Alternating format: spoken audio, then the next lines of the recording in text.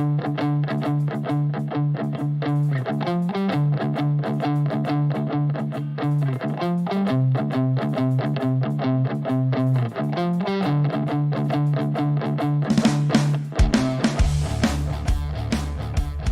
don't even know what buttons to press. Can anyone hear me? I don't know. Are we on? Did StreamYard screw me? Did YouTube want to F with me? Am I alone? No. I'm Ken Knapsack, and this is Anytime with Ken, and thank God Alden's here. Thank God. I love that kind of reception. I'm so glad to have been sent by the Lord himself to podcast with Ken.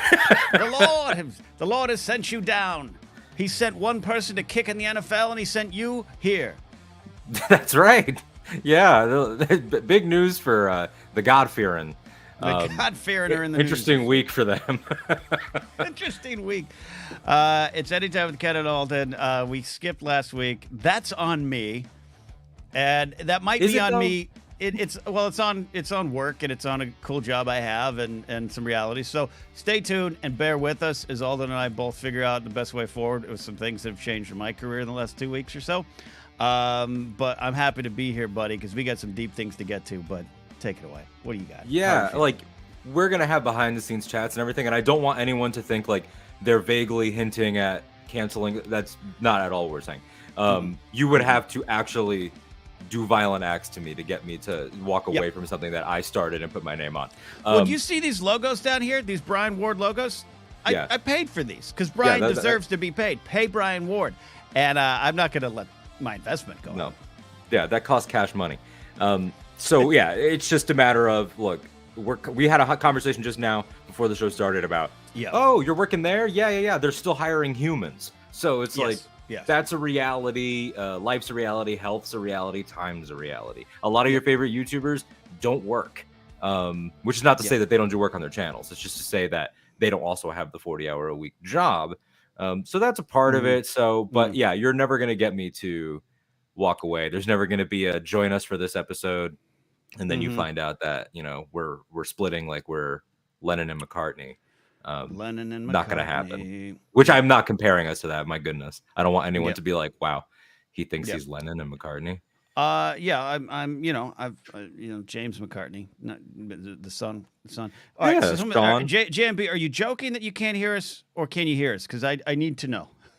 Don't mess with the live streamer like that. Scotty, I trust you. You're a teacher. I trust teachers and astronauts.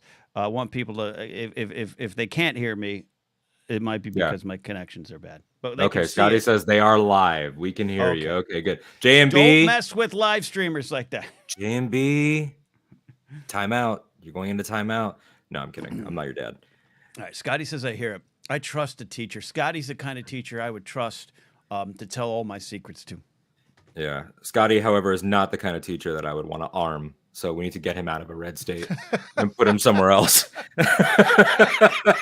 We need to put Scotty in a blue state. That's so dark. That's so dark that I love it. Oh, God bless you. Don't understand, man. The amount of conversations I've had with family, with Scotty, with different people that are teachers about, like, I do think I would be good at that. There is a part of me that has always been interested in doing it. I would love to mentor, but I'm not stepping in that line of fire. I'm not doing it. That's the other thing too. Not for that price.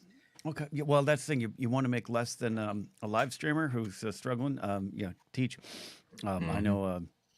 My friend Jeff May was a teacher for years. Left that to be a comic. So that's why we need people like Scotty even more. Indeed. More. It's the end of the year for you, Scotty. All teachers wrapping up. Yeah, it is. Wait. Did school end early? For me, school ended in June, and I've got people graduating colleges and high schools and elementary schools in May. Did they switch things now? It depends on where you are. Like sometimes also the highest grade in any bracket ends earlier. So like the 8th graders end before the 6th and 7th. High school seniors always wrap a lot earlier because they have graduation and everything. Were you in one of those weird schools that middle school was 6th, 7th, and 8th? Because out here in California, it's 7 and 8th only. 7 and 8th. No, I know that's in some states for sure, but ours was, your elementary is K through 5, then you have 6, 7, 8, and then you have your standard 9 to 12. I just think, I think that's Class A ball with Triple A ball when you're putting 6th and 8th together. I don't like that ratio. I don't know about that. I don't know. But I also think that, like, with my experience of remembering 6th and with my nephew, one of my nephews is sixth grade age, you're already starting to, like, talk about stuff that I wouldn't want a 5th grader to hear about either. You're not wrong. You're talking about wing wangs. You're getting the hormones are coursing through. I feel you. You're watching Monday Night Raw. You're talking about the Edge Lita livestock celebration, like in 6th grade. At least if it's my Raw era. So it's my Raw era was I saw Davey Boy Smith with a bulldog. He fought Bret Hart. He fought Doink for the IC. He fought Doink for the Clown, and you well, that was more high school, but then for you, it's a little bit more. Teacher, Lita and Edge fornicated. What does that mean? Yeah, 100%. So that was weird. That was a time. But yeah, shout out all teachers. My favorite people, probably. I don't know if you have a favorite group of people, if it's comedians or broadcasters, but it's teachers for me. I love teachers. That's a good question. Yeah, I don't know. I have a genre of humans I like more. I definitely dig that. I was always close with my teachers. I was a little bit of a teacher's pet. In high school, like, I used to go hang out with, like, economics teachers and stuff at lunch break. Like, my art teacher and I was his aide, and we went and go get breakfast. And I was always a little old soul. So that's cool. Yeah, I have to think about that. Because all it's not comedians and it's not wrestlers. It's not wrestlers. It's not comedians. I used to enjoy hanging around the cops in my life because it was kind of amusing to me, but not so much anymore. Athletes, same thing. Most of them are just pricks. So I don't know. Ooh, Dylan Barry with a good answer here. He loves bartenders. That's solid. I have a lot of bartenders in my life, and solid. I always become friends with the bartenders. Got to treat those bartenders nice, and your night will go well. Yes, indeed. That's a good idea. Bartenders, and then on the flip, barbers are sort of the bartenders of the day. That they function they function emotionally the same way. Day man. Yeah, exactly that. Yeah, that's actually a great observation. God, can I pay you to write that into a comedy bit so I can use that? Barbers. If there's ever anything that I say, you are more than welcome to take it because I'm not doing stand up and I will not be offended. So, okay. But I got it. You got to pay. I got it. If I'll give you a $5. I wish that the 2 or 3 times that I've done stand up in my life were recorded, so I could have you review Alden tape. When did you do stand up? You never told me that, or did I just not listen? It could have been both. I mean, it could have been I thought I told you, or but I did stand up probably like in the range of 18, 19 years old. I did it at first time I did it was at a charity event. That was like a comedy performance thing. And then I did it 2 more times after that at just like some local events and went pretty well 2 of those times. One time you can't really save it, but the first time, I did. But I also had the crowd that was already, inclined to laugh. Oh, which I know you've had that too, where it's like, okay, but they like me already. It's fun, but it's also the worst. Like the performing in front of the Schmoedown crowds in like New York was always fun. To be clear, always fun. You knew it was a great show, but Ellis always says it best. I'd rather make strangers laugh. That's how you know. But is it actually working, or because it's like first time I did it in front of the high school, all the high school, the middle school, the teachers, the parents, and all that. And it's like most of them either know who I am or they're gonna get some sort of emotional in to this joke, especially if you reference like a local person or whatever. Like there's a lot of cheat codes. And often, like I actually don't think it's a bad idea to take like a stand-up comedy class that can teach you structure and how to approach jokes, and also little things. Like one of my pet peeves is comics that don't put the mic back and don't move the stand back to the middle. It happens a lot, or don't wait for the host. It's almost like those little unwritten rules in the wrestling ring. Like the some of them can be a little weird and superstitious, but like wipe your feet before you get in the ring and do all that stuff. Little traditional things. It's traditional. It's respect. It's that kind of thing. But stand-up comedy classes always end with a show performance, and it's in front of friends and family. And everyone kills, and everyone you see it in their eyes. They get because I've hosted a lot of them. And they get backstage, they're like, "Ah!" You're like, the next 100 shows are going to be painful, painful. Mm-hmm. Do not. This is more a reward for course completion than it is like a reflection of your ability at this time. And then you see it, because we used to, sorry, this is a funny, we're going anywhere today, by the way. This is anytime, this is anywhere with Ken and Alden. It's true. Then you'd see those same people show up to the rooms that you would run or I'd host like a week later or a month later. And then they'd just be like, I hear. And you're like, oh, this is going to hurt. Oh, it's going to hurt. And they just bomb in front of 15 people. Oh, boy. A lot of them didn't come back. It's interesting, man. Like, does comedy have like a true like prodigy, wonderkin, like somebody that didn't go through a bomb period historically that just you saw and then they took off? Eliza Schlesinger. I hosted her third show in LA. She had now done a lot of stuff, improv and stuff in Texas, I believe, and was seasoned. Like she wasn't like a rookie, but she came to LA. My friend Tim Powers helped lead her around to some shows. She came to Room 5. It was her third show in LA. I was the host, and home run. And we were all there that night. We're like, oh, she's gonna do this. She's gonna take off. Yeah, that, you're always going to struggle and you're going to find your voice. Her voice has changed over the years too, as she's grown and matured. But like, Taylor Thomason started like 16, 17 and has been pretty solid. But yeah, you even if it's working, you got to find who you are up there. I'm still finding it. I think I just found it this year, not even the last 3 years, like this year, February, I think I found it. We'll see. Nice. Well, I can't wait for Ken at MSG. It's going to be awesome. I don't even know if that's the venue you'd want. That's just the first venue that came to my mind. It's a different, there was a big sellout shows at the Kia Forum this week with some very talented comics, is all I'll say. I don't know who you're referring to, so we'll talk about it after. I did not see this. Just shows that it's depressing. It's a little bit what we might talk about with Harrison Butker, where we can yell at him all day. Sure. But the reality is he's a hero to many now. Yeah. Building was filled. And I guess with like Netflix is a joke, it's like you guys just probably in the comedy community, you felt like the wave of sort of the mainstream of it sort of take over for a second. I that's got to be weird for you as well. Yeah, I didn't participate. I wasn't asked to. I'm not that at that level, but yeah, it's never a bad thing to get more eyes on stand up. But we're definitely in a boom period, not for all the right reasons, but I'll take it. I was happy because I last week when we were off was John Mulaney, Everybody's in LA, which was his. I didn't watch that, but yeah. 1 week only live talk show that he only did because Netflix just took the bill and said, all right, yeah, we'll pay for whatever you want.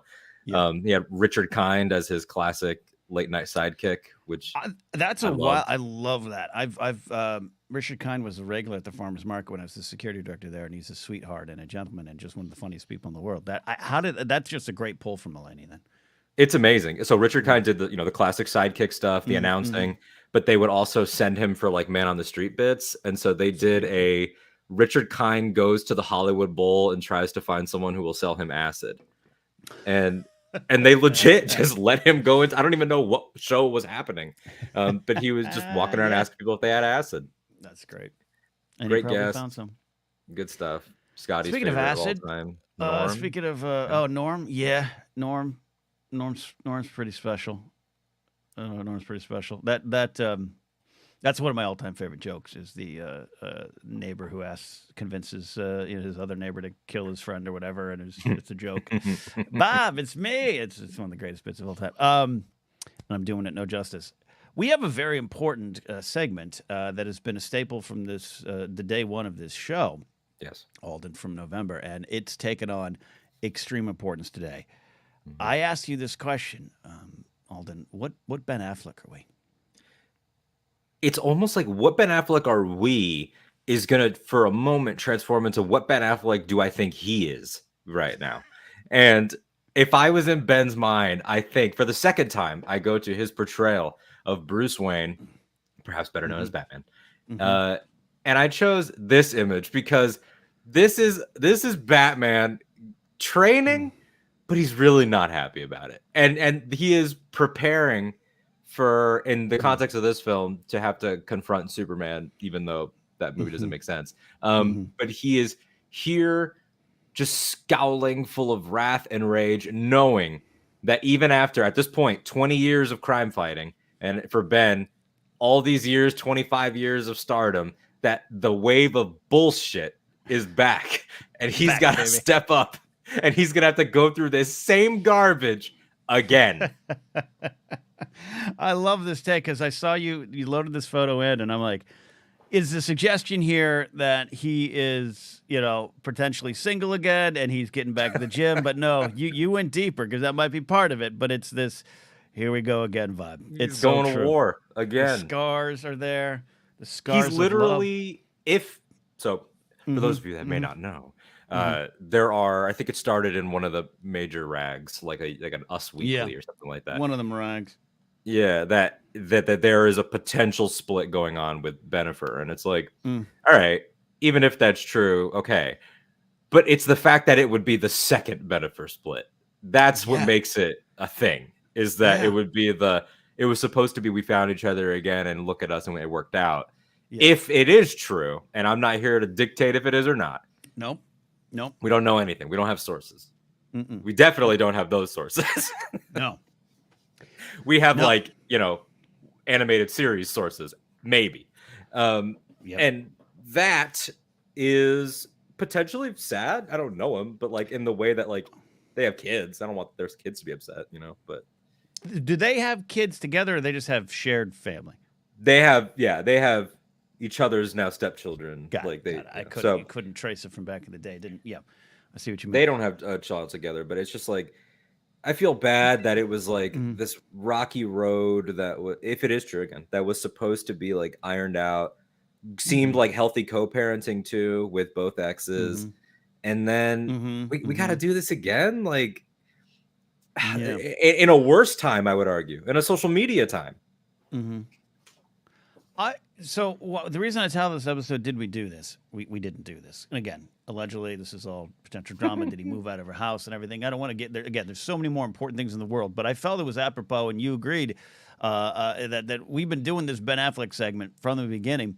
And I think we've been trying to understand Ben. And there was this Benaissance Part 2 that was coming along where, they had what a romantic story. They're divorced, and he goes this way and has a marriage and kids, and then she ends up with A-Rod and all these, and then they're back together again. And you're right, Ben and Jennifer are still, they're good spouses, co-parents. They're handling that well. He's getting them cleaned up. He's emerging from the darkness of Batman. They have that fun Super Bowl commercial, which I enjoyed. But she's just had bomb after bomb. I mean that in the comic sense. Just bad tour, that weird movie. The things that go, stories coming out about her. Stories that I can confirm from a secondhand source, not directly experienced by me. And I'm just wondering, did we help put energy in the world where Ben has become something where he's like, it's time to really get a clean slate, and this was a backslide and not a rekindling. It's that, but I'm almost paranoid about something worse, Ken. I'm almost paranoid that in celebrating as I pointed out, the Phoenix, Ben is the Phoenix. He's got the Phoenix tattooed on his back. In celebrating the rise of Ben from the ashes, the mythic resurgence. Is it an Icarus thing? Did we get too happy too quick and be like, yeah, he's back, baby? And then it's sort of like when you think you're healed and you put yourself back into a scenario and then you're like, no, it's still awful. What does this say? That you can't return to the old, that he should have stayed with Ana de Armas, or that he should just, move into Damon's house and not do this anymore. I think that's my hope. That's my hope that he and Matt Damon, that Matt's like, hey, I got some room in the basement. The wife says you can come stay. We can play some PlayStation on the weekends. On the weekends only. I'll get us a pizza. Let's talk. I think Damon's way more on it.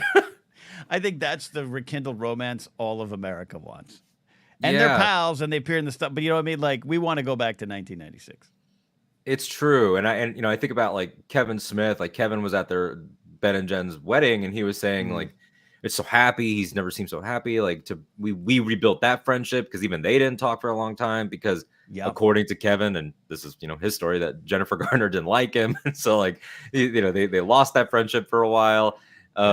Maybe it's time to take it back. Like maybe you start doing indie Ben movies again, and we just like reinvent this whole thing, and trying to go back to a thing that didn't work maybe isn't always the best. I don't know.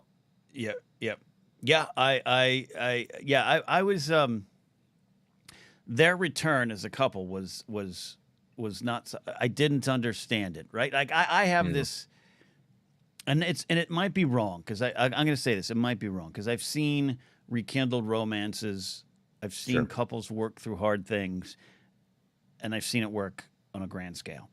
But there's those times where you just know, you feel it. And you had talked about it too. I don't want to pull in personal conversations with you, but like you talked to tweet of like sometimes taking the wrong side. Looking back, you took the wrong side in a breakup. Oh yeah. And there's those times where I've taken the wrong side or the wrong angle. I want to be clear, but there's other times where I'm like, don't go. You don't need to go back. Sometimes I feel people they have this desire to return to some kind of safety out of fear, and I don't want to put we don't know Ben Affleck. We don't know J-Lo. But that's the vibe I had of like, well, it seems like we're both single at the same time. We had some fun back in the day. Let's try this again. Where I was like, push forward, Ben. It's hard, and we both know people that have gone back to exes. I'm sure that we have both done that in different ways at different times, and again, like you said, to varying levels of success. I mean, I know people that have been married more than once to the same person, and that's I don't that's have complicated. that, but yeah. And you talking about Liz Taylor and Richard Burton? Of course, it's exactly what I'm talking about. Yeah. My personal friends, R.I.P. It's hard.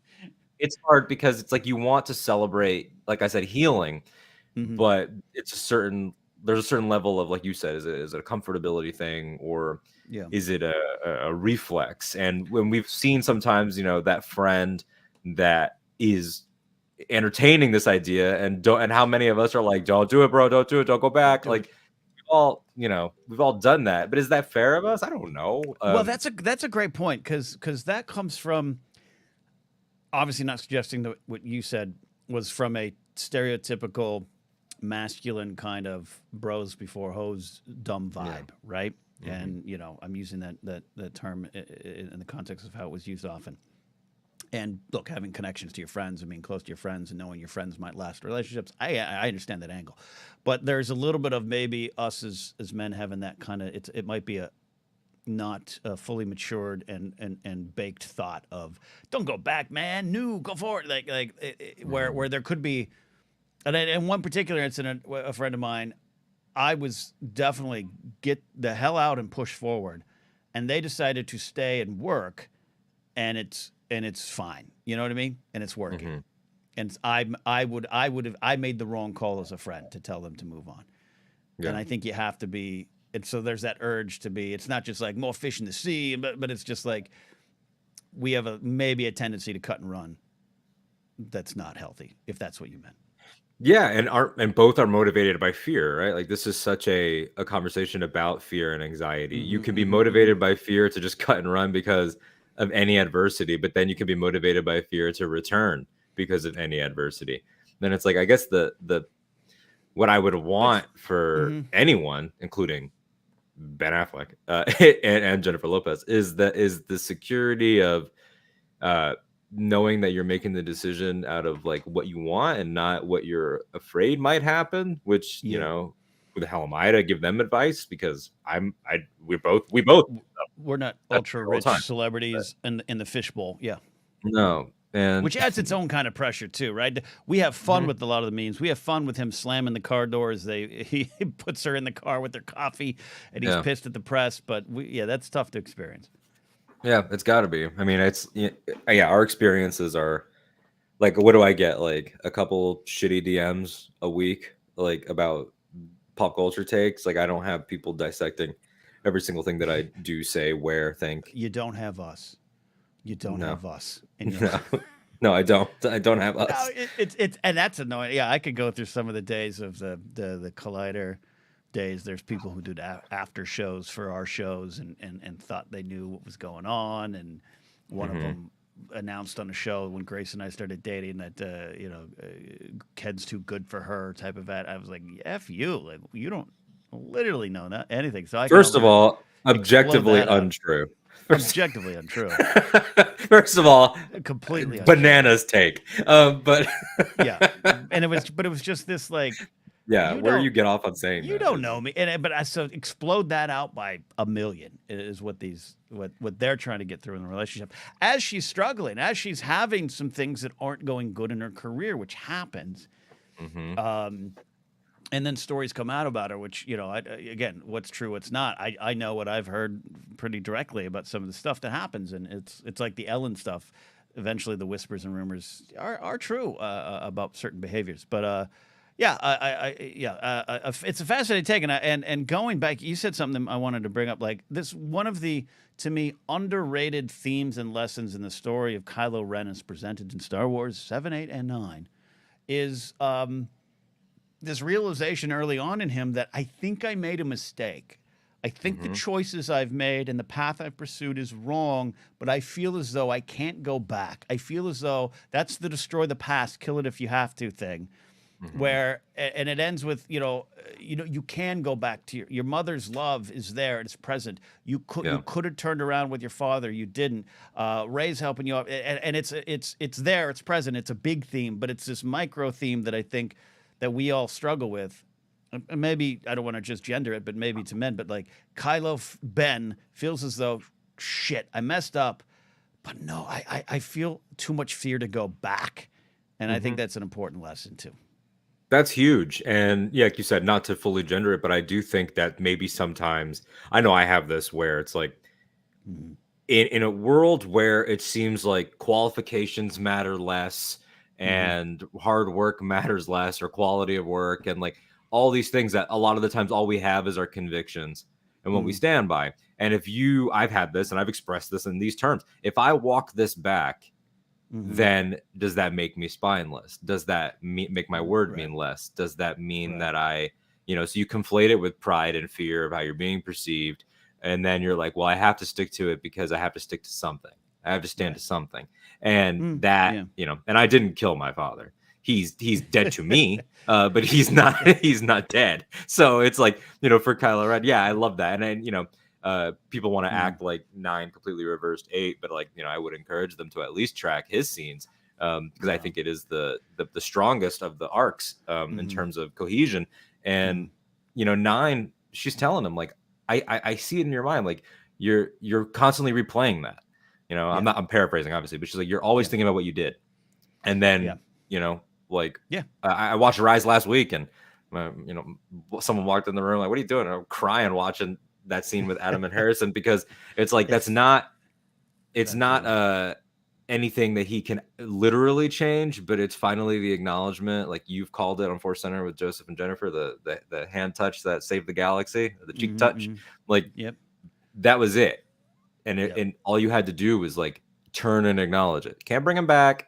You can't put it back together. You can't undo anything. But the next thing is different. Yeah. See, we worked in some Star Wars. A lot of good stuff, man. Yeah, I'm rooting for those crazy kids, Ben and JLo, whatever they end up doing. Rooting for those kids. Rooting for them. I'm always rooting for Ben Affleck, just on principle. Yeah. Like I'm rooting for everybody that's in my top 4 movies on Letterboxd, and Good Will Hunting is my number 2 right now. What are the other ones? My top 4 movies on Letterboxd are Return of the Jedi, Good Will Hunting, the 2015 Steve Jobs, the Danny Boyle with Michael Fassbender. I love that movie. Oh, that's a good one. Not the Ashton Kutcher one, which is just called Jobs.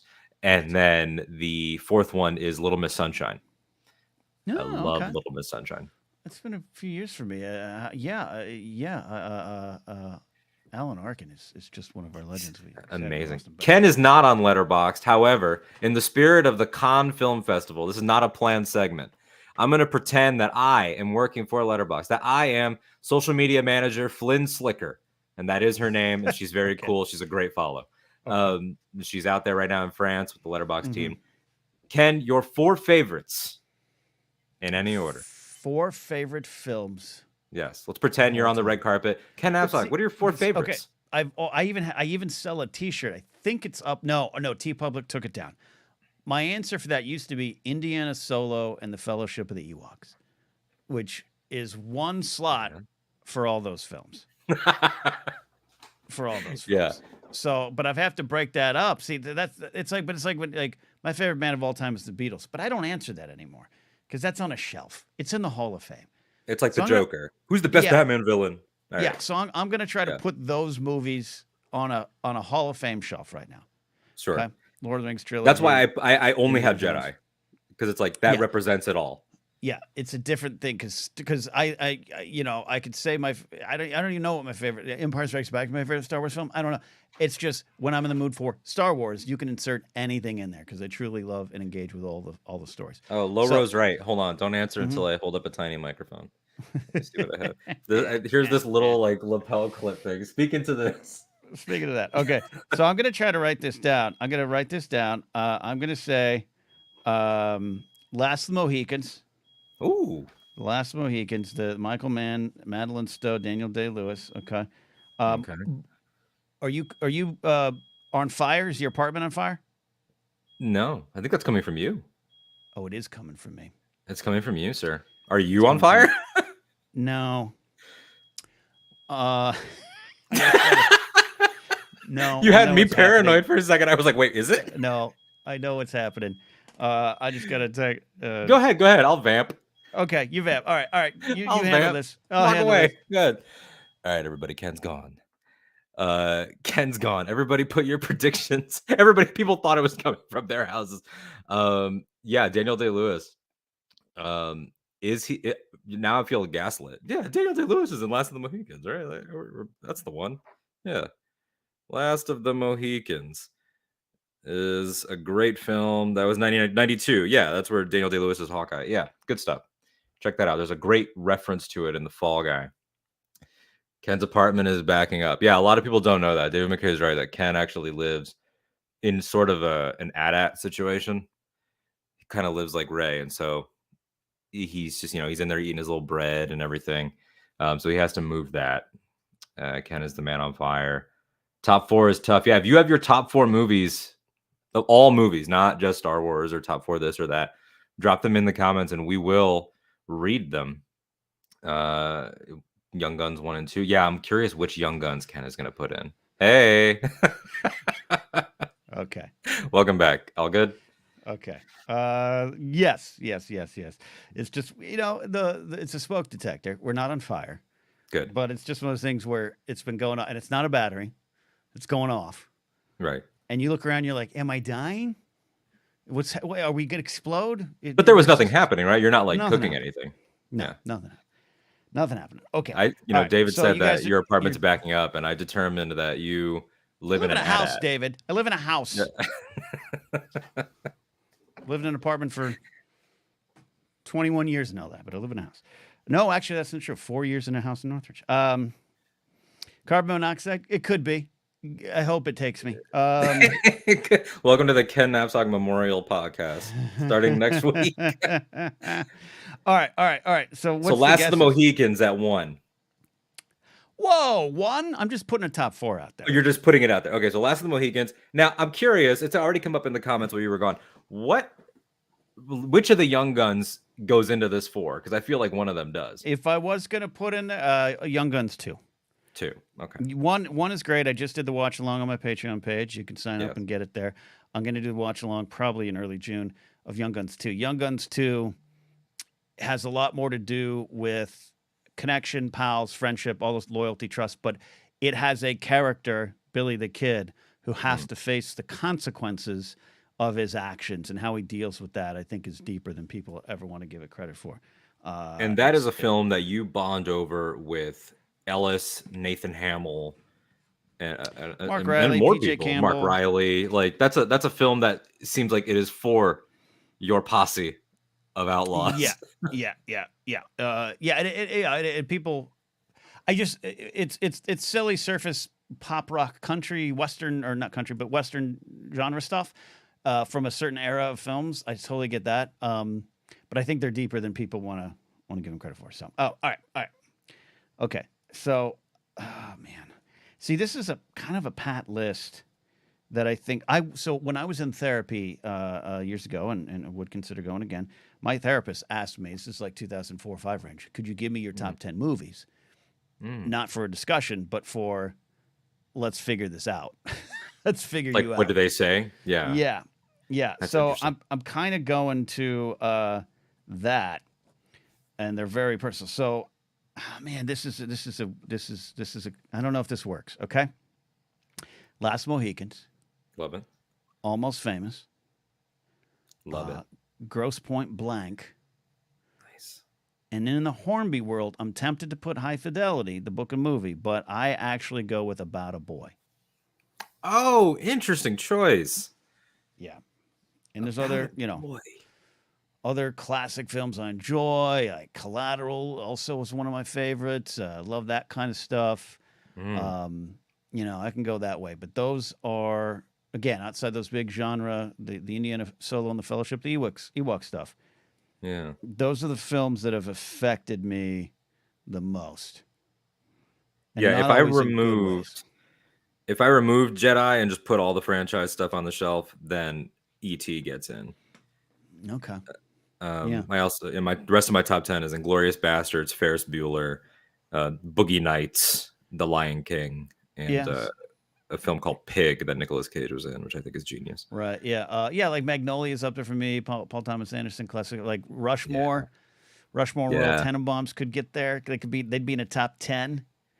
Because Tenenbaums genius.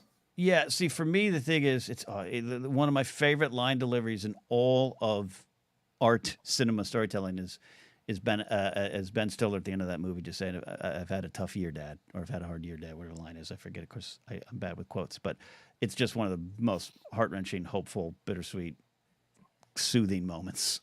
It's just one. It's so good. That's good stuff. That feels right for you. I don't know if you'll ever see The Fall Guy because you don't watch movies, which is a joke. But there's a moment where Winston Duke's character grabs a prop tomahawk, and throws it. And as he throws it, he screams Daniel Day-Lewis. And I was the only person that laughed in the theater. It's amazing. It's been a while since I've watched Last Mohicans. I can't wait to make Grace stay awake through it. It's just got so many things I love. It's got the history. It's got the reality of history. It's got drama. It's got romance. Madeline Stowe's just always been one of my favorites. But that British captain who is a bit of a prick and has a bit of a sacrificial redemption for me is too dangerously close to my life for many years. So that's why some of these are all older, right? These are all older films. Older, yeah, but not older. Not black and white. Not black and white, but like they influence me in good and bad ways. That's important too. Yeah. About a Boy came at a time in my life where I was so devastatingly lonely, but not sure who I was, and there's a lot of it's not necessarily just simply a love story. It's a connection story that I think I needed to hear as I was an island at the time. So that remains, so it doesn't necessarily, that movie doesn't have a continued relevance to me where I'm afraid I'm going to, be lost on an emotional island, but it's a reminder of what was and what could have been. And I need to every once in a while revisit it. I love that. That's the power of movies, man. That's why I'm glad I brought it up. As someone pointed out my shirt I'm wearing, written for the screen and directed by Greta Gerwig from this is her credit for Little Women, but she's the president of the jury right now at Cannes, so I wore this shirt for her because she's over there. People putting their top fours because it is so personal. Eli has Jedi, The Wiz, Moana, and Muppets from Space, and he loves The Wiz, and it is a genuine beautiful love. He's on down the road. Eli, you got Ken to drop Wiz lyrics live. That's amazing. JMB with No Country. Star Trek is which Star Trek is an interesting one? 6, 7 Samurai, 7 Laura with Rounders, Force Awakens, Good Will Hunting, and Real Genius, Kingsport Cal, Goodfellas, Heat, There Will Be Blood, 310 to Yuma. 310 to Yuma, underrated. 310, the remake, Mangold, which I forgot, and leading up to 95. I love that film. It's a great film. Mangold. Look, Mangold. This is not movie talk, but Mangold has not missed. You've got Logan, obviously, and the Wolverine. 3:10 to Yuma. Walk the Line. Dial of Destiny. Like for me, it's just a top to bottom. A Ford v Ferrari. Spectacular. I'm so excited for his Bob Dylan film. I think that's going to be really good. You know, and then Star Wars right after the beginning of Star Wars. There, Brian Tiller says Swingers. So Swingers is very high on my list. It's just a very specific, and I always say if you want to know or try to understand why Mandalorian has the vibe and feel it does, you need to go to Swingers. You need to go to. It's a Doug Liman film, but it's a Favreau script, and it's all Favreau. And it's such a slice of life. Scenes don't make a lot of sense. It's not structurally what you'd be taught in screenwriting school. It's so good. That's on Swingers, Good Will Hunt, Best in Show, New Hope. Oh yeah, Best in Show. The Christopher Guest films, they just make me laugh more than make me think, but they make me think too. We got let's see here. I don't want to skip over anybody's because you guys have some great answers in here. I'm very much so enjoying the participation because it makes me remember things. School of Rock is a top film for me. School of Rock and The Matrix, always top 2, 3, and 4 change a lot. School of Rock is fundamental to not just my generation for movies and for comedy because it introduced a lot of us to Jack Black. But for liking rock and roll music, as stereotypical as it is for me to say this, that is that movie. That was the first time I ever heard Zeppelin. It was the first time I ever heard Motorhead. It was the first time I ever heard Stevie Nicks. It was like all in that movie, introduced so perfectly. But it was never like the reason why that movie works still is radical acceptance. And I steal that from Rivka Reyes, who was in the film and is an indie filmmaker now and musician. And she said it was about radical acceptance because unlike a lot of old rockers in real life, the character of Dewey isn't poo-pooing the kids for their taste or for who they are. He's surprised that they don't know any of this stuff, but then he introduces it to them and welcomes them in, and they all find their own version of rock that they like. Yeah. No, whereas if you go up to a guy in real life and be like, I don't know that, they get shitty. It's so easy to be. It's a little pet peeve because I still run into it now. Like sometimes we all have blind spots or things you get into, and sometimes someone will be like, "Oh, you know, do you like Pink Floyd? I don't really listen to Pink Floyd." What? Like, keep your what? Keep your what? We all have those moments, but I was talking the other day about on Force Center. We're talking about like cast members we might want in Sigourney Weaver room or all that kind of stuff. And I had put like Catherine O'Hara, and that led us in the conversation about every generation has that moment of, oh, the mom from Schitt's Creek was in Home Alone or was this or and it's like it's so easy to be like, yeah, she's one of the greatest sketch comics of all time, go check SCTV out, go check all that out, and it's easy to be snarky about that when I was doing the same thing, we all had those moments of wait. It's always like, when did you catch them? Like this happened a lot with Winona Ryder. Winona Ryder from Stranger Things. It's like, from Stranger Things, exactly. Or a younger actress. This, she's probably in her early 40s now. Someone on Twitter the other day said like, oh, like Allison Hennigan from How I Met Your Mother. I'm like, that's Willow. Like that is or 7 seasons or American Pie. Pie.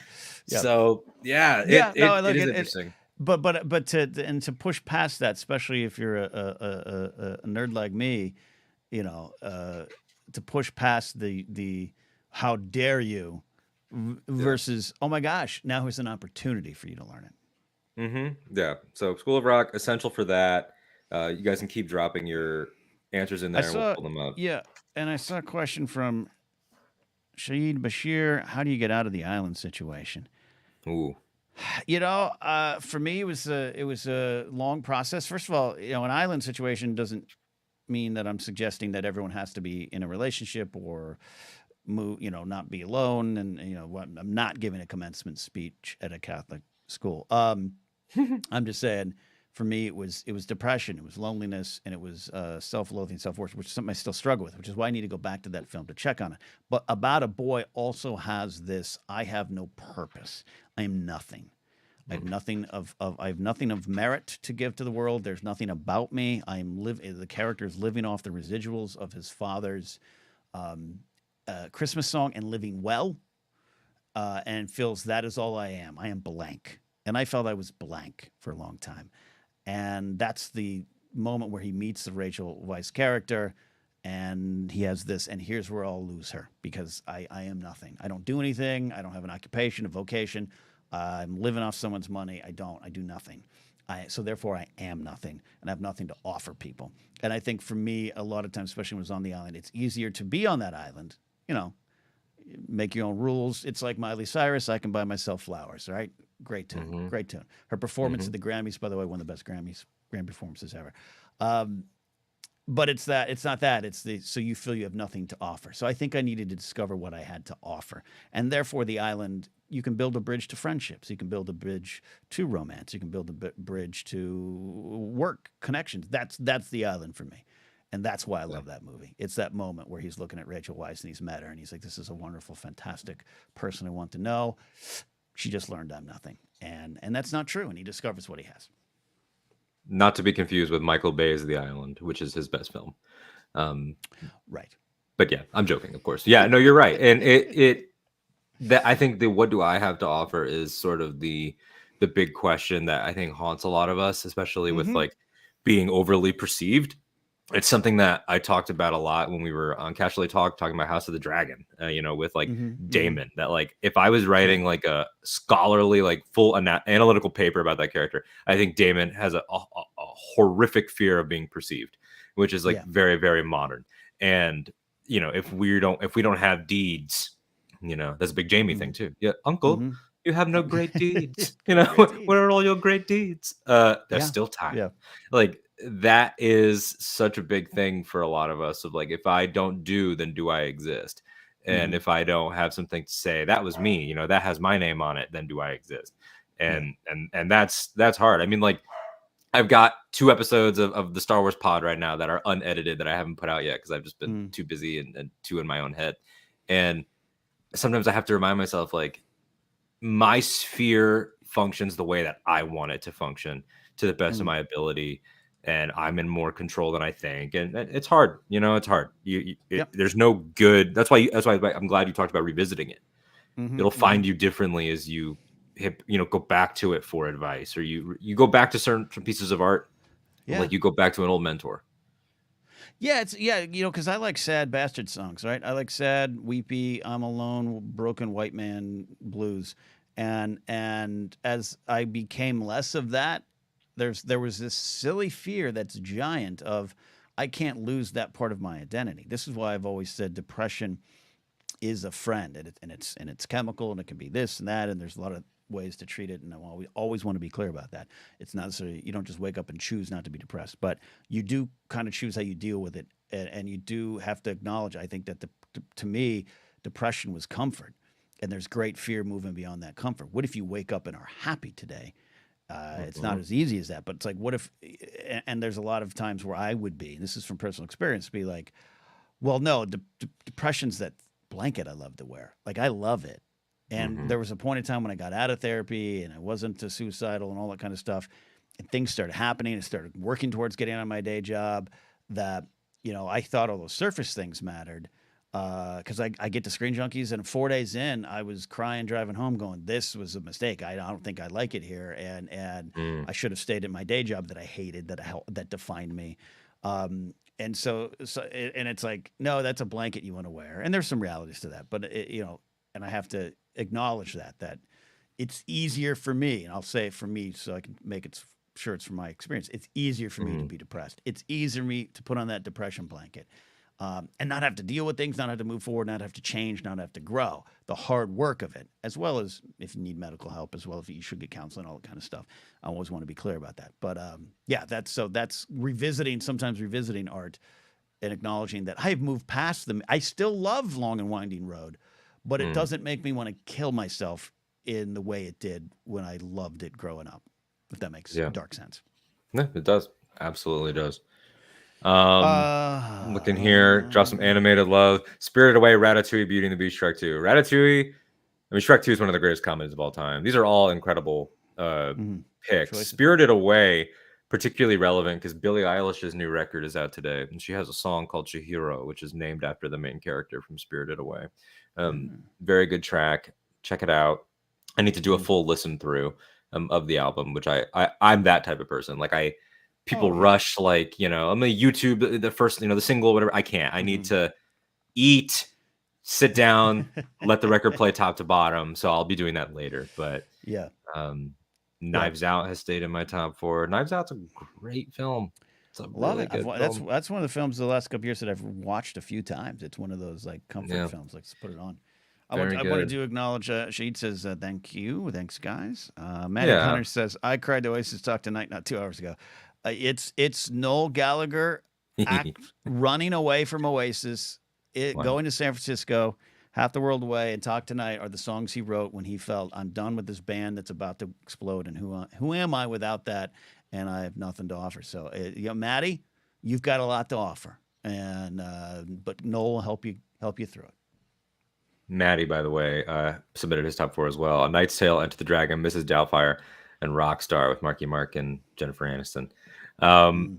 Doubtfire is essential, I think, to my. I think that was my first Robin Williams movie, and yeah, that means a lot. Wait, you mean Robin Williams from Mork and Mindy?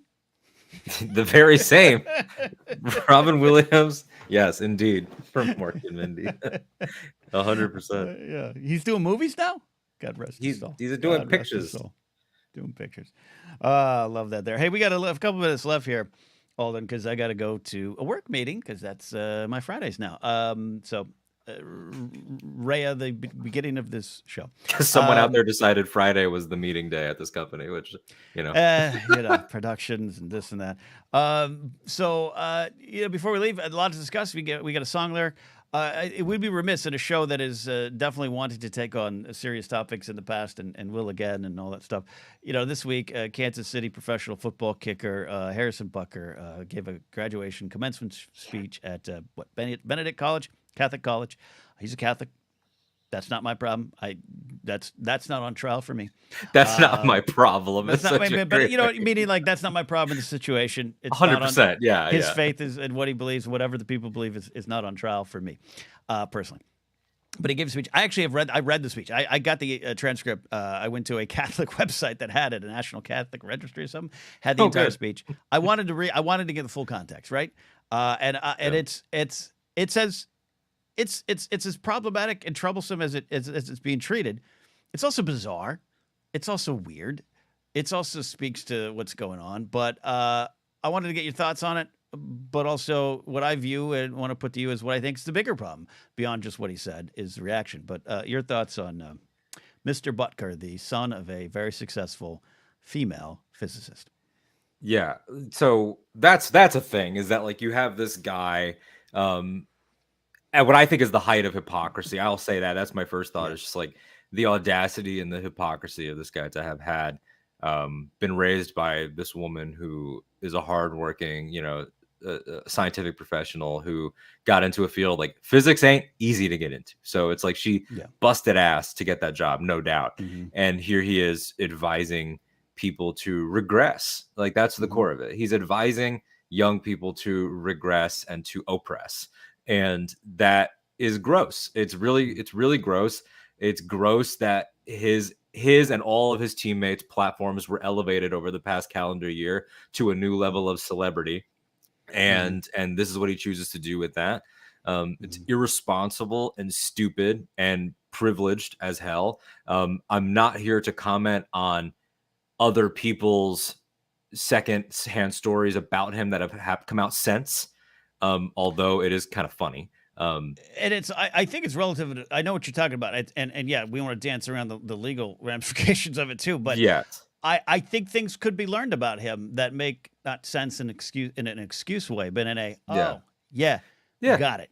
Yeah, you've got to, exactly. We're not going to say anything's fact, but there are people that are like, hey, my buddy went to school with him, and he was doing this that he might have been ashamed of, and not that we're saying it's shameful, not at all. Yeah. And that's part of the problem is he's dealing. You're not allowed to be. Yeah, you feel as though you can't be yourself, so you compensate in this kind of way. Yeah, it's gross. It's really dumb. I have nothing but contempt for that. And I also, like you said, the larger point of, much like with comedians that are number one on Spotify and getting all these millions, or people that are doing bullshit YouTube channels about space fantasy. I have more issue with the 40,000 viewers they get in the first 6 hours. I have more issues with the people filling up their clubs. I have way more issue with them. In the same way that, you know, I do have nothing but hatred and contempt for Donald Trump, but like, Donald Trump does not exist as a singular entity. You know, he got the numbers that he got and will get the numbers that he gets later this year, which, you know, we're not here to do election coverage, but it ain't looking good, Chief. And that comes from all of these people. And there is a crossover. There is the supporters of the people that I'm talking about, and some not naming and some naming, is a circle. Yeah. And it's not a Venn diagram. It's a big round fat circle. It is a red circle, and no women are allowed in it. But they can cheer from the sidelines, and some of them will. And that's the thing too. Yeah, like what did Donald get in the last election? Like 51% of white women, maybe 54. So it's like, yeah, it's multifaceted, and it was a week full of disappointments in that way, just like culturally. Like, you know, we talked about protests and everything a couple weeks ago, and a situation ongoing. But then not to just sit here and be like, it's only Republicans, it's only conservatives. That's not true, because I will go on the record as saying, fuck John Fetterman, because he's gone quite a way. He's made some choices. Another one that like has just like not just stabbed his constituents in the back, taking glee in doing so. Like, there's that video of him now recording the person who wasn't screaming, wasn't doing anything. She showed up. It's this young woman who showed up, you know, in the offices, and was walking next to him in the hallway saying, you know, Mr. Fetterman, in 2018, you protested with us against this pipeline, but now you're for it. I'm just wondering. And he pulls out his cell phone, starts recording her, doesn't look at her, laughs at her, and then like gets in the elevator and like tries to like make her look like an idiot. And and the Sunshine Movement posted the photos of him at the thing, and we're like, what happened to this guy? And for that, now I'm just going on a little bit of a rant that I had loaded up inside that I needed to say. When you, and I'm talking about John Fetterman, but anybody, have a public mental health battle and end up seeking care and talk about depression and talk about your struggles, and then we all rally around you, and I was one of those people that championed the fact that he was talking about clinical depression and seeking the care that he needed. And we all championed around this guy. And then you weaponize that sympathy to then betray and hurt others. And that tells me, and to laugh at veterans that are anti-genocide, to laugh at people that are anti-pipeline. Like that type of selfishness of, to me, he's saying, when I'm going through something in my hoodie, you know, then I'm a victim, support me. But when other people are going through things, they're a joke. And I have nothing but contempt for that. That is disgusting and gross and hypocritical. And I look forward to his downfall. It's the manner in which he's approaching it. Yeah, it's like, why, like, the for me, not for thee attitude of it is so gross. And and you know, women online that say maybe men should go to less therapy, I'm getting it now. I'm getting it, because some men are going to therapy, they're learning tools, and they're becoming monsters. All they're doing is becoming greater villains. Sounds like quite a TikTok thing. I be honest, I haven't seen that, so I'm gonna dig into that. Yeah, he's made some choices. Maybe we would have had the $16 crew to tape. Maybe that was the better choice. No. And that's you know, that's, they seem like different things, but you know what I mean. They are linked. Like Harrison, Fetterman, these people that their existence is entirely egocentric. It is entirely like, main character. What I do is above reproach, and all of you should fall in line, and you're all sissy little puss babies, and you know, we need to get back to the way things were. And it's like, I don't know what you're talking about. No, I don't. Yeah, that's That's my thing. That's why I come from a history angle on things. I'm not a history professor or anything like that. I'm just like, I love digging in, watching videos on the real history of things, because the quote on return to what was, the return to normalcy, like we're running for president with Harding, is that was not it. It wasn't whatever was advertised. It wasn't what was there. And yeah, there's so much to it. And I could go at Butker as well, but my worry is it doesn't. He's a hero now. And you had People magazine ran a story of a woman, a student there, saying his speech sucked. It was effing horrible. Me and my friends were booing, but you couldn't hear it over the round of standing ovation applause. And that's the scary thing to me. His jersey, I think you said off air, but his jersey will be the complement to the MAGA hat, because his jersey sales have spiked this week. And that's where it gets overwhelming. That's where it gets daunting. And I can only focus on what's around me to make that better. Hey, I have a question. I haven't watched the NFL literally ever in my life in a serious way. But what's Kaepernick up to these days? What team is he on? He is not playing professional football. Oh, yes. Okay, cool. Yeah. What about Laura Ingraham? Who said "shut up and dribble" about LeBron James? Right. Has she commented on this? I think if she has, she's probably on the side of free speech. Okay. Okay. I just find that to be interesting, because I had to hear, working for the classic rock format in Miami, getting those, we're a top 10 market, we need to talk about this stuff. Okay, whatever. All these people that are like, it's just interrupting, it's supposed to be just the game, and he's kneeling, and it's like, my argument against that has always been, he didn't stop in the middle of gameplay, you moron. Like, most that people wasn't going to be. Most people didn't see it.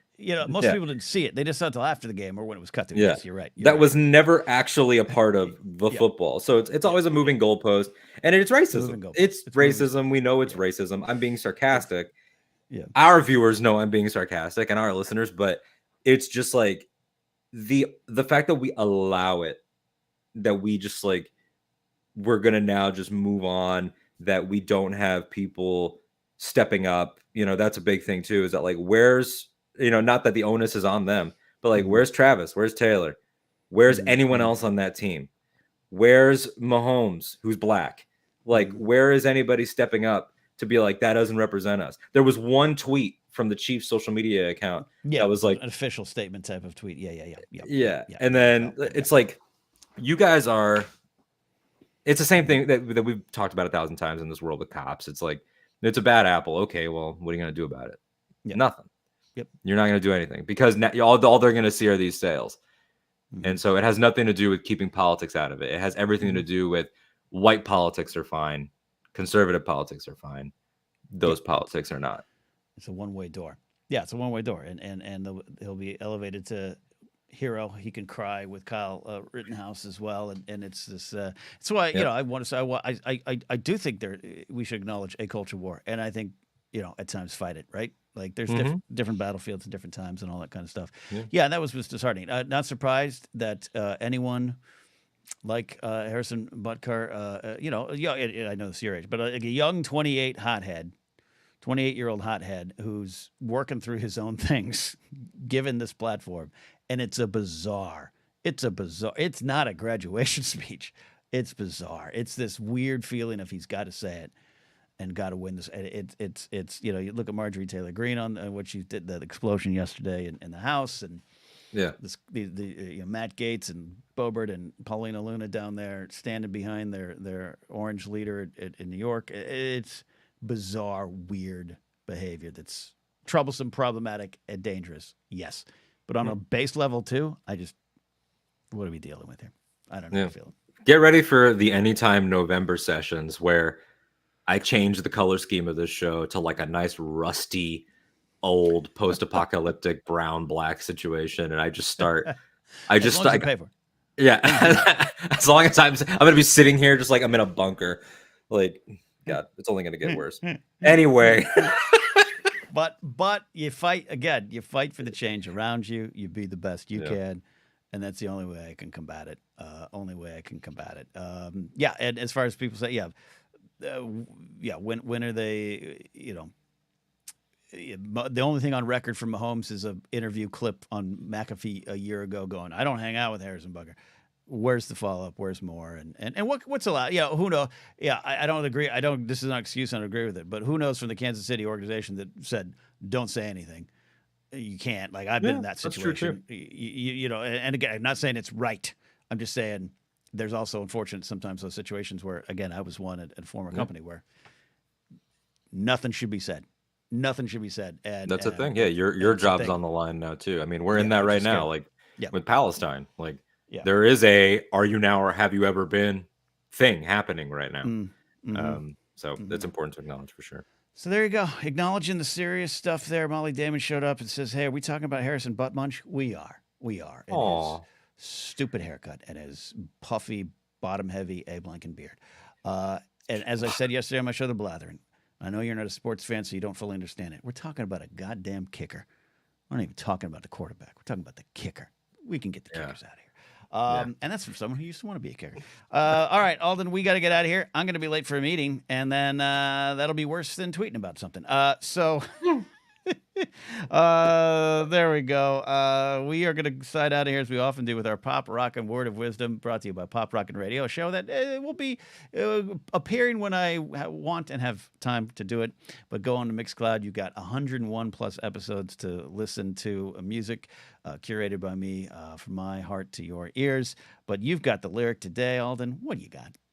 I chose a Resistance song by my favorite band, My Chemical Romance. Second time they've appeared on the show. This is from Sing off of Danger Days, The True Lives of the Fabulous Killjoys, their last album as a group.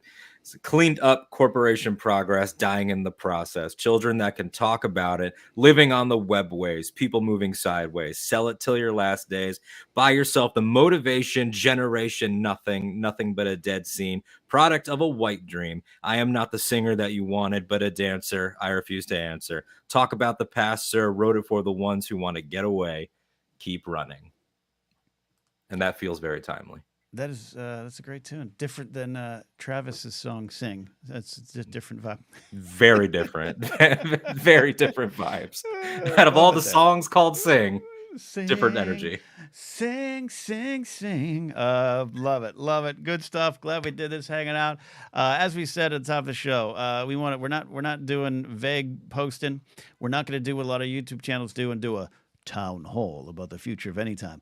I have entered a situation where my employment has changed and it's something I've got to focus on. So we're kind of playing things by ear. But like I said earlier, in a good way, I paid Brian Ward cash money for these logos. I'm not letting them go to waste. Alden's here. It's a two-pronged monster. We're not done by any means. Just bear with us and stay tuned as we work through the future here in the immediate future. So good stuff. Final word from you, sir, and we'll get the hell out of here. My final word, Matty Gunner right here. I need to revisit Danger Days. I think enough time has gone by that I can jump back in to whatever it is, that song, that movie, maybe even that relationship. That's your homework. Revisit something in a healthy way. There you go, everybody. We're out of here. We'll see you soon. Anytime with Ken, with Alden, and all you butt munchers out there. We'll see you soon. Bye.